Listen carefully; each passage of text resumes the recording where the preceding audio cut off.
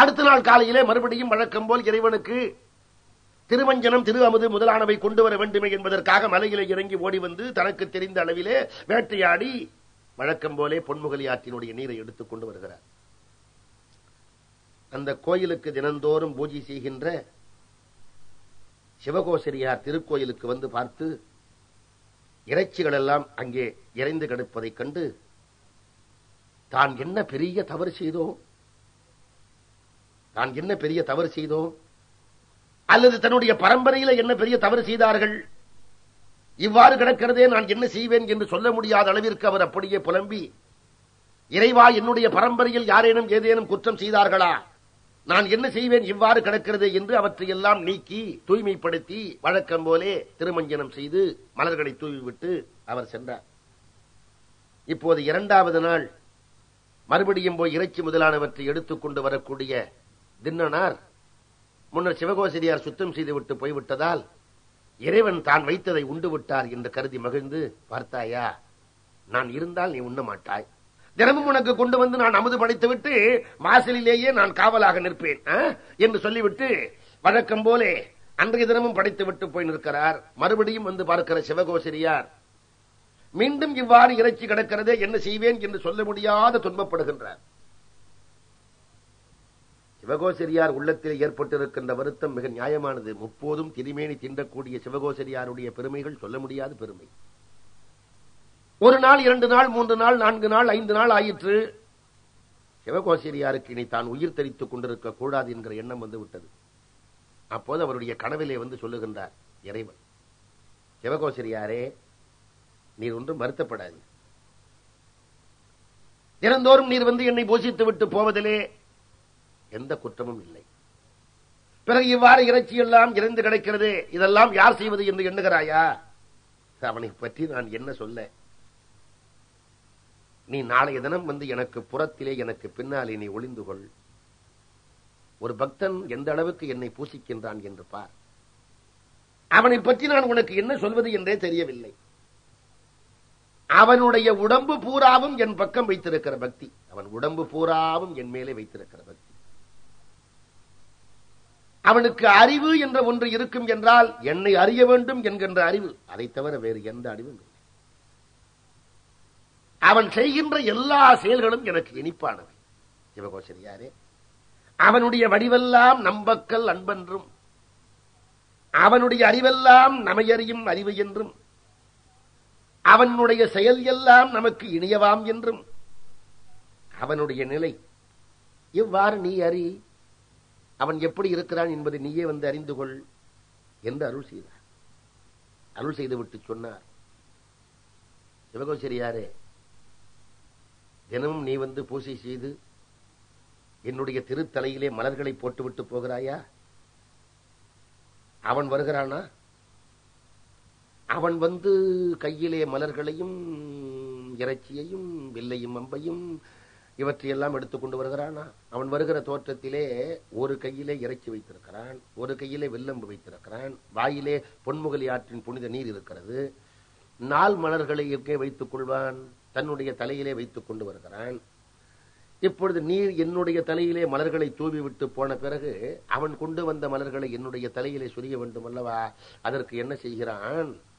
எப்படி குனிந்து மலர்களை தலையிலே சொரிவது? ஏற்கனவே நீ வைத்திருக்கிற மலர்களை எடுக்க வேண்டுமே என்று அவன் செருப்பணிந்திருக்கின்ற தன்னுடைய கால்களால் என்னுடைய தலையிலே நீ போட்ட மலர்களை எல்லாம் காலாலே தள்ளி விட்டு விட்டு தான் கொண்டு வந்த மலர்களை என்னுடைய தலையிலே சொரிகின்றான்.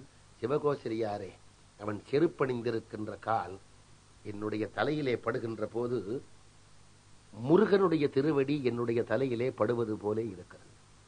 இறைவன் தெரிவிக்கிறார், விருப்புறும் அன்பென்னும் வெள்ளக்கால் பெருகிற்று என்ன, வீழ்ந்த செருப்பு அடி அவ் இளம்பருவச் சேயடியில் சிறப்புடைத்தால். இளம்பருவச் சேயாக விளங்கக்கூடிய முருகனுடைய திருவடி என்ன செம்மை உடையதோ அப்பேற்பட்ட அன்பை நான் பெறக்கூடிய வகையில் என்னிடத்திலே வந்து அவன் அன்பை காட்டுவதை நீயே காணலாம். நாளை தினம் வந்து எனக்கு புறத்திலே நீ இருந்து கொள்வாயாக என்று 6வது நாள் காலையிலே தன்னுடைய திருவிளையாடலை மேற்கொள்ள வழிகின்றார் இறைவன். கருமுகில் என்ன நின்ற கண்படா வில்லியார், 5 நாளும் கண்களை மூடவே இல்லை. மேகம் ஒன்று உருவெடுத்து வந்து நின்றால் எப்படி இருக்குமோ அப்படி கருத்த நிறத்தை உடைய கண்ணப்பன் கண்மூடாமல் கையிலே வில்லை வைத்துக் கொண்டு காத்துக் கொண்டு நிற்கின்றார். 1 நாள், 2 நாள், 3 நாள், 4 நாள், 5 நாள் முறைப்படி தான் தனக்கு தெரிந்த முறையிலே எவ்வாறு பூஜை செய்ய வேண்டுமோ அவ்வாறு பூஜை செய்து கையிலே வில்லை ஊன்றிக் கொண்டு இரவு பூராவும் கண்ணை கொஞ்சம் கூட இமைக்காமல் இறைவனுக்கு எந்த விதமான ஆபத்தும் வந்துவிடக் கூடாது என்று காவல் இருக்கிறவர். 6ஆம் நாள் காலையிலும் வழக்கம் போல் வழிபாடு செய்வதற்காக என்ன கொண்டு வர வேண்டுமோ அவற்றை கொண்டு வருவதற்காக போகின்றார் திண்ணனார். கருமுகில் என்ன நின்ற கண்படா வில்லியார்தான் வருமுறை 6ஆம் நாளில் வரும் இரவு ஒழிந்த காலை அருமறை முனிவனார் வந்து அணைவதன் முன்னம் போகி தருமுறை முன்பு போல தனிப்பெரும் வேட்டையாடி வழக்கமாக எப்படி எப்படி மேற்கொள்வாரோ அப்படி எப்படி அமுதம் முதலானவற்றுக்கெல்லாம் இறைவனுக்கு திருவமது திருமஞ்சனம் செய்வதற்கு தேவையாக வேட்டையாட வேண்டியதற்கெல்லாம் புறப்பட்டு காலையிலே போய்விட்டார். மாறு இல்லாத ஊன் நமது நல்ல மஞ்சனப்புணல் சென்னியாகிய தலையிலே ஏறுகின்ற நாள் மலர் இவற்றை வழக்கம் போலே வெவ்வேறு இயல்பினில் அமைத்துக் கொண்டு இந்த உலகத்திலே யார் யார் தன்னை வணங்குகின்றார்களோ அவர்களுக்கெல்லாம் தான் இருப்பதை காட்டுகின்ற தேருவார்க்கு அமுதமான செல்வனார் திருக்காலத்தி 6 சேர் சடையார் வழக்கம் போல் அவரை அணுகுவதற்காக வந்து கொண்டிருக்கின்றார் திண்ணனார். ஆனால் அவருக்கு 6வது நாள் காலையில் உள்ளத்திலே ஏதோ ஒரு விதமான உணர்ச்சி. என்ன உணர்ச்சி? காலம் தாழ்ந்து விட்டதோ என்ற ஒரு உணர்ச்சி.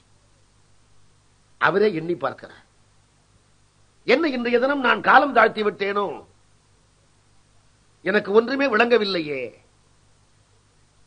என்று எண்ணிக்கொண்டு மலையின் மேல் ஏறுகின்ற அவருக்கு பறக்கக்கூடாத தீய பறவைகள் எல்லாம் பறப்பதை கண்டுகிறார். தீய சகுனங்கள் அவருக்கு தோன்றுகின்றன. வேடுவர்கள் சகுனங்களின் மேலே மிகுந்த நம்பிக்கை கொண்டவர்கள். அவர்கள் வேட்டையாட புறப்படுகின்ற பொழுதும் சரி, அவர்கள் மேற்கொள்ளுகின்ற ஒவ்வொரு செயலிலும் சரி, சகுனங்களிலே மிகுந்த நம்பிக்கை கொண்டவர்கள். இந்த பறவை பறந்தால் இந்த நன்மை நடக்கும், இந்த பறவை பறந்தால் இந்த தீமை நடக்கும் என்றெல்லாம் அவர்களுக்கு சகுனத்தின் மேலே ஒரு பெரிய நம்பிக்கை. இப்பொழுது வருகின்ற இந்த திண்ணனாருக்கு முன்னாலே பறக்கக்கூடாத பறவைகள் எல்லாம் பறக்குகின்றன. அதை கண்டவுடன் அவருக்கு ஏற்கனவே தாமதமாக வருகிறோமே, இப்போது தீய பறவைகள் எல்லாம் பறக்கின்றனவே, தீய சகுனங்கள் தோன்றுகின்றனவே, என்ன ஆயிற்றோ என் பெருமானுக்கு, திருக்காலத்தி அப்பருக்கு என்ன நிகழ்ந்து விட்டதோ இந்த உள்ளத்திலே அவருக்கு சொல்ல முடியாத ஒரு அச்ச உணர்வு. இத்தனை பொழுதும் தாழ்த்தேன் என விரைந்து ஏகுவார் முன் மொய்த்தபல் சகுனமெல்லாம் முறை முறை தீங்கு செய்ய இத்தகு தீய புட்கள் ஈண்ட நான் என்ன செய்வேன் என்றவர் போகிற போது இறைவன் ஒரு கண்ணிலே ரத்தம் தோய காட்சி அளித்தார். உதிரம் காட்டும் அத்தனுக்கு என்கொள் கட்டேன் அடுத்ததென்று அணையும் போதில் அண்ணலார் திருக்காலத்தி அடிகளார் முனி